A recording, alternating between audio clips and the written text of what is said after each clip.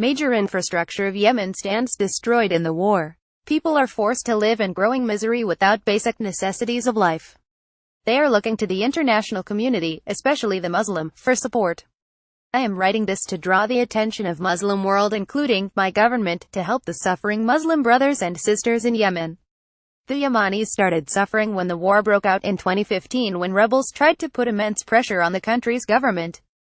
As a result, two forces emerged: loyalists of President Abdrabbuh Mansur Hadi and the allies of Houthi rebel movement.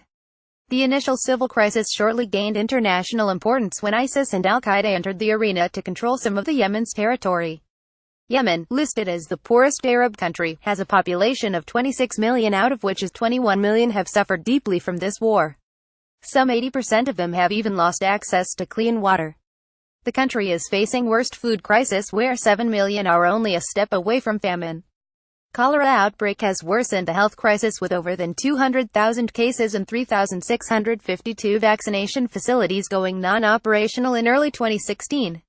As a result, 2.6 million children under the age of 15 were exposed to preventable diseases. Damage to the infrastructure and economy is immeasurable. Over 2.5 million people have been internally displaced, leaving behind ashes of their homes and personal belongings. In 2016, according to reports, Yemen economy has suffered estimated $7.3 billion loss. Houses, hospitals, schools, markets, and even the trade and sanitary systems have been completely destroyed in many cities. The hospitals and schools, undamaged or not destroyed, are now either used as shelter by the refugees, or are occupied by the fighting rebel and armed groups. Reports show that total number of 63 health facilities were attacked, out of which 3 were used by the armed groups. Furthermore, 51 attacks are confirmed to be specifically targeting the educational facilities, including schools and personals. Out of 1,600 schools, 280 were completely destroyed, and 500 were used as shelter homes. Rebels managed to occupy 33 schools, using them as barricades. Schools suffered damage with $250 million calculated cost. A post-conflict economy like Yemen's is in no way comparable to a regular economy facing a crisis. The rebuilding of the socio-economic framework of a war-torn society is the first priority. However, countries facing war, or fighting a violent conflict from within, face tremendous and hard-to-achieve challenges while returning to normalcy. The humanitarian relief involving food, water, shelter, and protection to the victims is the first step to recovery, followed by the financial relief to rebuild the drastically damaged economy. War has broken up social and economic networks, destroyed assets of the state, inflicting deep wounds on the people of Yemen. The country will take a long time to return to normalcy. The cities of Sa'd in the north and Aden and Taiz in the south are left in ruins by the catastrophic nature of the war. The reconstruction cost for energy facilities in just 4 cities was estimated to be $139 million. One can't even imagine the costs Yemen has to bear to rebuild its overall infrastructure and to initiate and complete the rehabilitation process.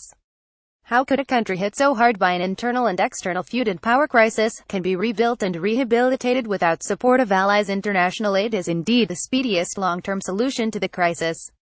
The destruction and damage done to the country has to be categorized through systematic clearance and rehabilitation process for specified selected areas. One by one, the process for reconstruction and rehabilitation needs time and skills. Here, a trust deficit created as a result of the war in the hearts of Yemenis for the Western powers is a limitation. Therefore, the building and restoration should not be done by Western companies, as the Yemenis will still look at it with suspicion. However, if this rebuilding is done by Pakistan, then being a Muslim country, the help is not likely to be opposed. The expertise of the Pak Army in crisis management and their skills in rebuilding and rehabilitation of the war-ridden areas are unmatchable. The restructuring of infrastructure and the well-planned rehabilitation processes both in Swat and Fauda undertaken by Pakistan Army were exemplary. The northern Yemen terrain is very much similar to that of Fauda, and there is no doubt in my mind that the Pak Army is the best institution to carry out rehabilitation operations in Yemen in the most effective way. I further would like to propose that Saudi decision-makers consider inviting Pakistan for the rebuilding process in Yemen, so that as a neighbor, Saudi authorities can play their effective role in providing relief to Yemen by effective logistic support of Pakistan. In the meantime, I would like to advise our defense team to not waste opportunity of helping Yemen with the coalition of other allies like Saudi Arabia, not only with the intention to support a Muslim nation in need, but also to create a long-term ally and friend in the global political dynamics. This reconstruction of infrastructure and rehabilitation in Yemen should be considered to be undertaken by FWO, NLC and by prominent Pakistani private builders. It would be wiser to encourage participation of retired army officials from the Corps of Engineers and labor force from private companies to work together in Yemen. I also propose that the initial survey and research, construction and rehabilitation must be done under the supervision of OIC teams to avoid any complications. This way Pakistan could offer their expertise, skills and a gesture of peace, human love and respect to Yemeni brothers and sisters, which indeed will be acknowledged by the international community. The reason I urge Muslim nations to jointly help Yemen is because of my study on the destruction in Iraq, where owing to the increasing number of deaths and hopelessness, the people there became vulnerable and were left at the mercy of Daesh. I feel that if Pakistan plays an effective role in the rehabilitation process of Yemen with Saudi Arabia and other Muslim countries, it could be saved from becoming another Iraq, helping Yemeni families return to their homes and life. Pakistan should also take the initiative through the Ministries of Foreign Affairs and Defense to negotiate with the stakeholders concerned to undertake the rehabilitation project in Yemen as soon as possible.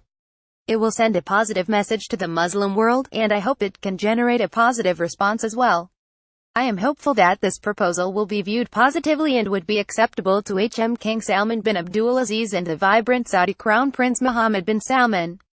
The writer, a recipient of Satara-e-Shujaat Nashani MTS, is chairman of think tank Corp Global I, former Interior Minister of Pakistan.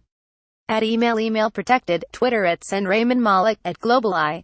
GSA, WhatsApp 923,325,559,393.